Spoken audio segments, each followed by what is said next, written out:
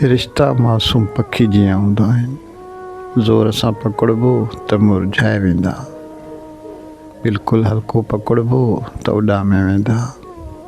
पर जॾहिं मोहबत सां पकड़बो, सब्र सां संभालबो ऐं एतबार सां निभाइबो त उहो रिश्तो सॼी ज़िंदगी साथ ॾींदो।